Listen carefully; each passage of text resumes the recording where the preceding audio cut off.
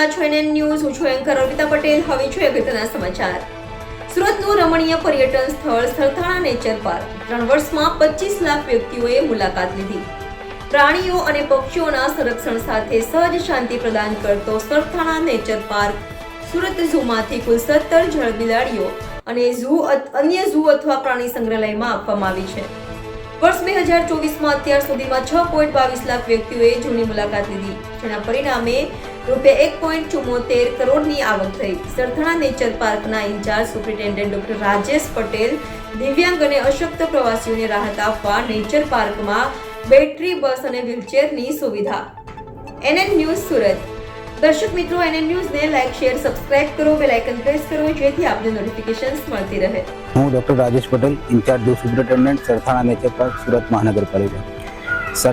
સુરત મહાનગરપાલિકા સંચાલિત Sarthana nature park કુલ 81 એકર વિસ્તારમાં પથરાયેલો છે અને સુરત ઝૂ છે તે સેન્ટ્રલ ઝૂ ઓથોરિટી માન્ય મીડિયમ કક્ષાનો ઝૂ છે.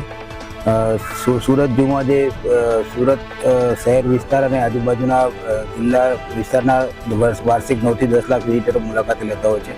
હાલમાં સુરત ઝૂમાં ટોટલ 54 પ્રજાતિના અલગ અલગ જાતના પ્રાણીઓ રાખેલા છે, જેમાં મેમલ્સ છે 24 છે, જેના 128 પ્રાણીઓ છે. બર્ડ્સ છે એની 27 પ્રજાતિ અલગ અલગ છે અને એના 294, અને રેપ્ટાઇલ્સ જે છે સરીસૃપ એ 5 પ્રજાતિના પ્રાણીઓ છે અને ટોટલ 61 પ્રાણીઓ ઝૂમાં કેપ્ટિવિટીમાં રાખવામાં આવે છે. સુરત ઝૂની મેઇન જે વિશેષતા છે જે જળબિલાડી છે કે જે આખા ભારતના ઝૂ છે તે પૈકી કોઈ પણ ઝૂમાં કેપ્ટિવિટીમાં જળબિલાડીનું બ્રીડિંગ થતું છે નહીં, અને હાલમાં સુરત ઝૂમાં કુલ 27 જેટલી જળબિલાડી કેપ્ટિવિટીમાં રાખવામાં આવેલી છે અને એનું સાયન્ટિફિક મેનેજમેન્ટ કરવાથી દર વર્ષે 5 થી 7 બચ્ચાનો જન્મ થાય છે. અત્યાર સુધીમાં આપણે સુરત ઝૂમાંથી કુલ 18 જેટલી જળબિલાડી બીજા પ્રાણી સંગ્રહાલયોમાં એક્સચેન્જ પ્રાણી વિનિમય પ્રોગ્રામ હેઠળ આપવામાં આવેલી છે, અને એની સામે આપણને લાયન છે, સફેદ વાઘ છે અને બીજા ઘણા બધા પ્રાણીઓ પ્રાણી વિનિમય પ્રોગ્રામ હેઠળ મેળવવામાં આવેલી છે. સુરત ઝૂ જે છે એની વાર્ષિક જે કોર્પોરેશનની આવક કાઉન્ટ કરીએ તો આપણે 2022ના વર્ષમાં 9,41,000 મુલાકાત લીધેલી હતી અને ટોટલ 2.56 કરોડ રૂપિયાની કોર્પોરેશનની આવક થયેલી હતી. 2023માં 8.76 લાખ વિઝિટર્સે મુલાકાત લીધેલી હતી અને 2.76 કરોડની આવક કોર્પોરેશનને થયેલી હતી. અને 2024માં ગત 27 નવેમ્બર સુધીમાં 6.32 લાખ મુલાકાત લીધેલી છે અને 1.74 કરોડની કોર્પોરેશનની પ્રવેશ ટિકિટની આવક પેટે આવક થયેલ છે. હું હિના પટેલ, હું અહીંયા સરથાણા પ્રાણી સંગ્રહાલય ખાતે ઝૂ ગાઈડ તરીકે ફરજ બજાવું છું.